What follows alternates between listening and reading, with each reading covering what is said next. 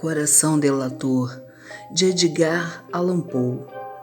Deixe seu like, se inscreva no canal. E você está preparado para mais uma história aterrorizante? Não me responsabilizo se o medo tomar conta de você.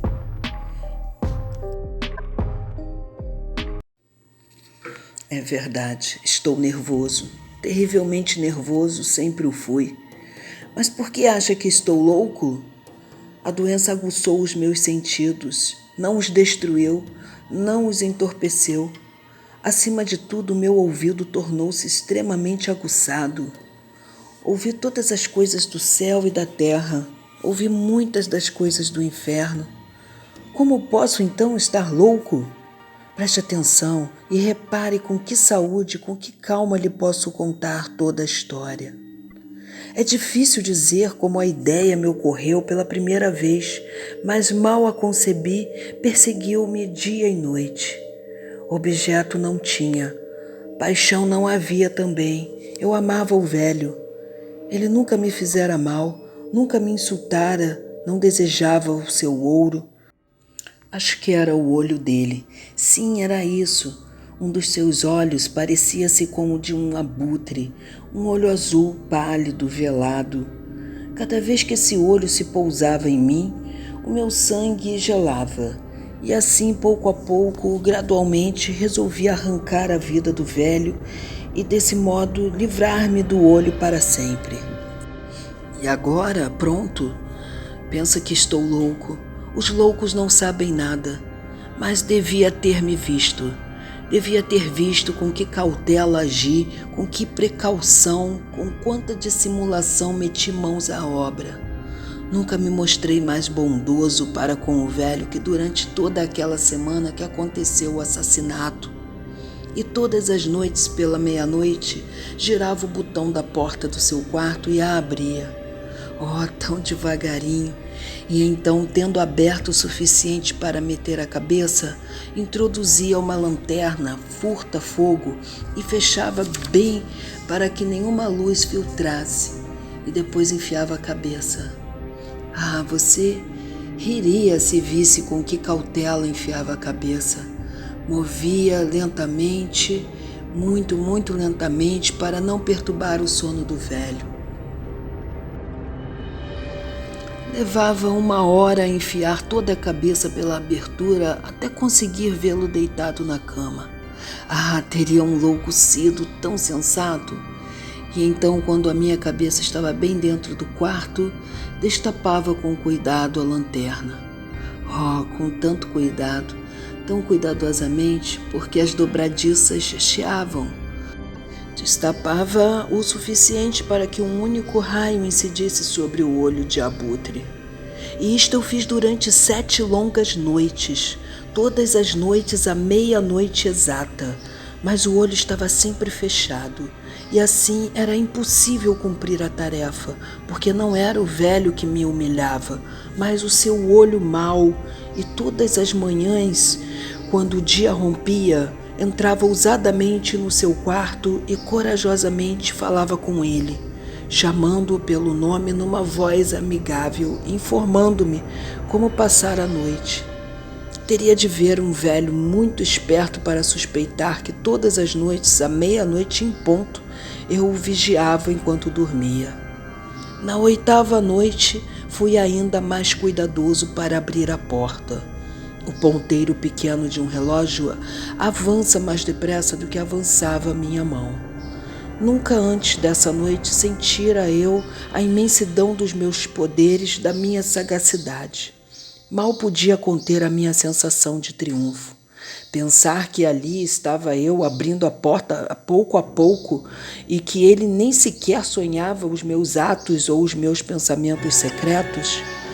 Escapou-me uma risadinha e talvez ele me tivesse ouvido, porque subitamente se mexeu na cama como sobressaltado. Agora talvez pense que me retirei, mas não. O quarto estava escuro como breu, pois as persianas estavam completamente fechadas por medo aos ladrões, e sabendo que ele não podia ver a abertura da porta, fui a empurrando cada vez mais, cada vez mais. Já havia enfiado a cabeça e preparava-me para destapar a lanterna quando meu polegar escorregou na superfície de lata e o velho saltou na cama gritando: "Quem está aí?" Fiquei completamente imóvel e não respondi. Por uma hora inteira nem um só dos meus músculos se mexeu e durante todo esse tempo não o ouvi deitar-se. Continuava sentado na cama à escuta, tal como eu fizera noite após noite, atento aos relógios da morte na parede. Escutei então um leve gemido e soube que era o gemido do pavor mortal. Não era um gemido de dor ou de pena, oh não! Era o som abafado e surdo que brota das profundezas de uma alma que o terror domina. Era um som que eu conhecia bem. Muitas noites, à meia-noite exata, quando o mundo inteiro dormia, ele brotara do meu seio, aprofundando com o seu eco assustador os terrores que me assaltavam. Digo que o conhecia bem. Sabia o que o velho sentia e tinha pena dele, embora o meu coração se risse. Sabia que ele ficara acordado desde o primeiro barulhinho, quando se voltara na cama, e desde então o seu medo não deixara de aumentar. Tentara convencer-se de que não tinha razão de ser, mas não havia conseguido. Dissera para consigo: "Não é nada, é só o vento na chaminé, é só um rato atravessando o quarto, é simplesmente um grilo que cantou uma única nota." Sim, tentara confortar-se a si mesmo com estas suposições, mas tudo fora em vão.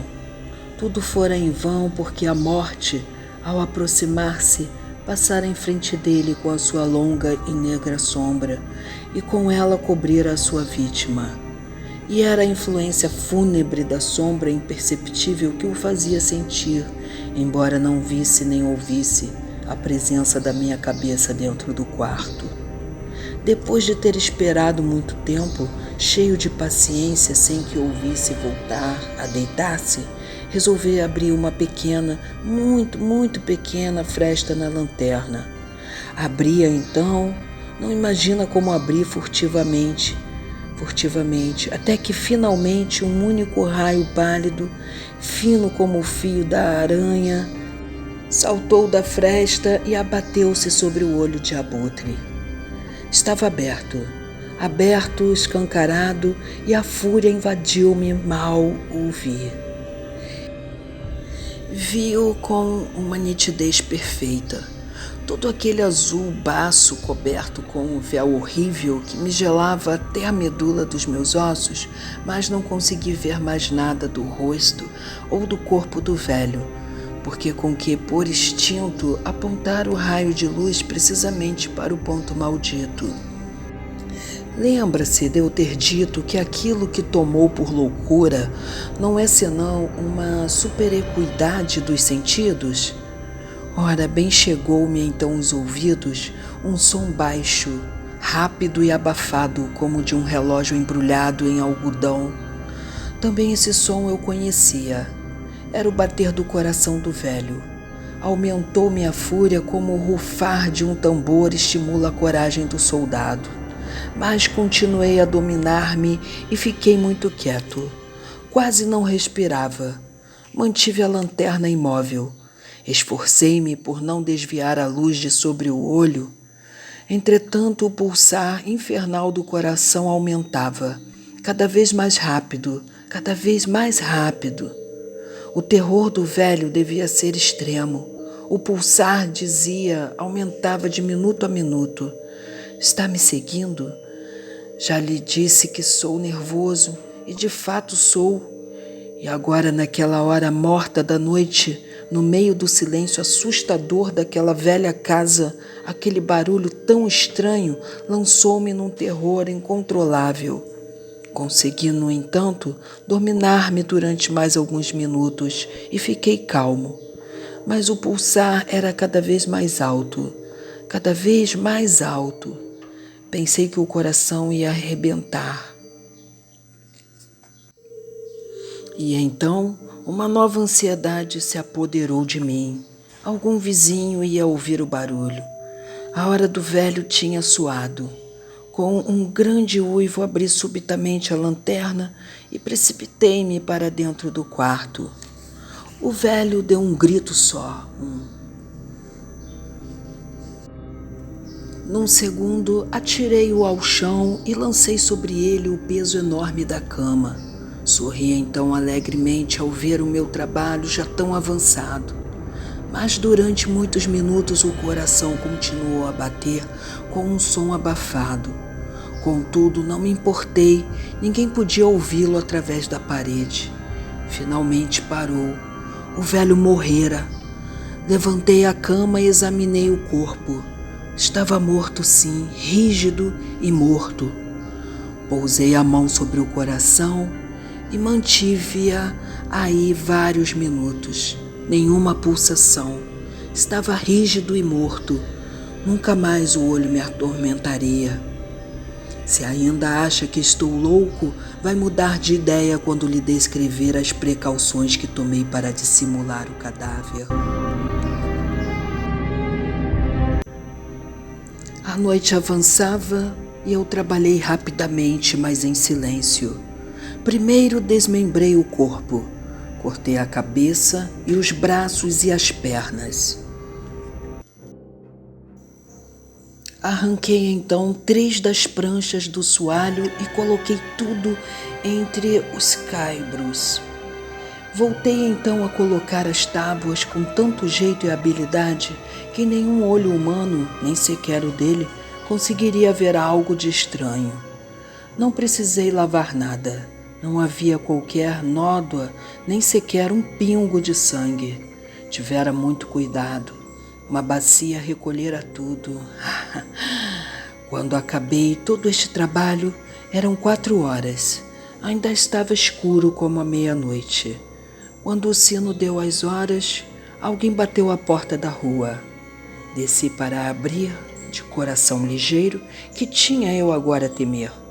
Entraram 3 homens que se apresentaram com perfeita delicadeza, como oficiais da polícia. Um vizinho ouvira um grito durante a noite. Levantara-se a suspeita de algum ato criminoso. Fora feita uma denúncia ao quartel da polícia e eles, os oficiais, vinham para passar busca na casa. Sorri. Que tinha eu a temer? Dei-lhes as boas-vindas. O grito disse: fora eu que o soltara em sonhos. O velho, acrescentei, andava em viagem. Acompanhei os visitantes por toda a casa. Disse-lhes que vissem tudo, que vissem bem. Levei-os finalmente ao quarto dele. Mostrei-lhes os seus tesouros perfeitamente seguros, perfeitamente em ordem.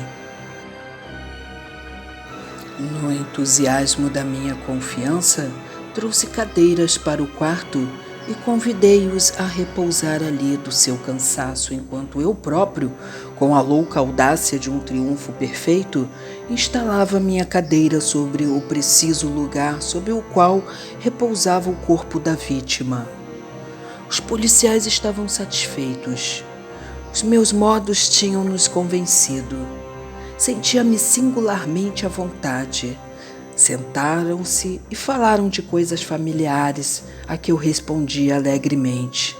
Mas passado algum tempo, senti que empalidecia e desejei que se fossem embora.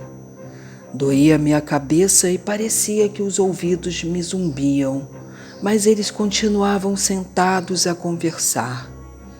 O zumbido tornou-se mais nítido. Persistiu e tornou-se ainda mais nítido. Falei mais e mais alto para me livrar da impressão, mas ele mantinha-se e era cada vez mais definida. Até que finalmente descobri que o som não estava nos meus ouvidos. Sem dúvida, fiquei então muito pálido, mas falei mais fluentemente em tom mais alto. Porém, o som aumentava, e que podia eu fazer? Era um som baixo, abafado e rápido, o som que faria um relógio quando embrulhado em algodão. Respirava com dificuldade e os policiais não ouviam nada. Falei mais depressa, mais veemente, mas o som aumentava regularmente.